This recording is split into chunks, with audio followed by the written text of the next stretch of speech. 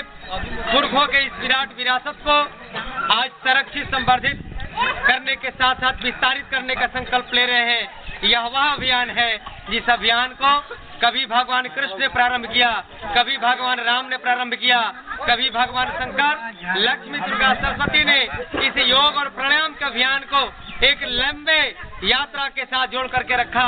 आज हम सभी वही अंतहीन यात्रा, उस अंतहीन पथ के पथिक होकर के, उस अंतहीन राह के राही बन करके हम आगे बढ़ने का संकल्प ले रहे हैं। और चैत का महीना चल रहा है और चैत के महीना में चारों तरफ सभी पेड़ पौधे नए पल्लव से, नए पत्तों से भरे हुए हैं।